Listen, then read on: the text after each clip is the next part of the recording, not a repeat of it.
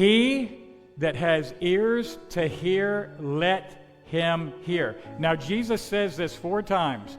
Once in Matthew, once in Mark, once in Luke, and twice in John. He says, he that hath ears to hear, let him hear. Why did he say that 4 times? Because we hear, but we don't listen. Do you believe that? Right now you hear my voice, but you might not be listening.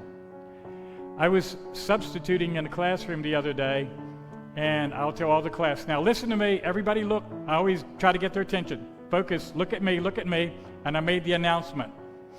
About 3-4 minutes later, one of the students raised a hand and asked exactly what I had just said. And I said, I just said that, but let me reiterate it. So I reiterated it. 3 or 4 minutes later, another student raised his hand and asked the same question. And I just kind of looked, and then the other students are saying, he already said it 2 times. I said I felt like saying the same thing, but I didn't say it that way. It's amazing.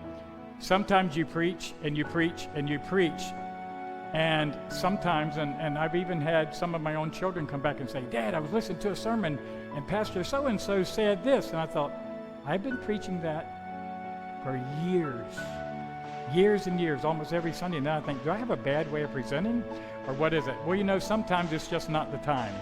God opens up things to us at various times, and although you can preach something over and over, I know my brother up at Swatara was saying, he was quoting from Martin Luther, and Martin Luther said, why do I preach Jesus and his grace every Sunday?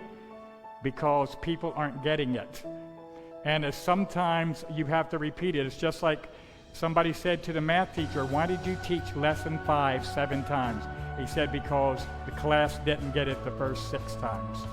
So you keep preaching it. You just have to keep saying it, and God will make sure it gets through, but we need to be careful that we listen, not just hear.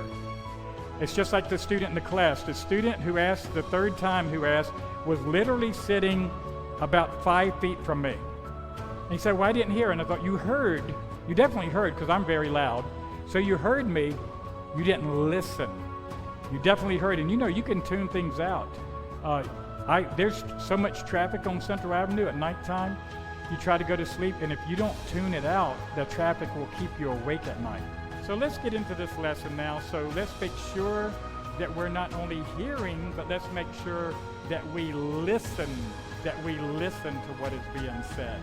This is such an important truth that we need to make sure that we don't just hear it.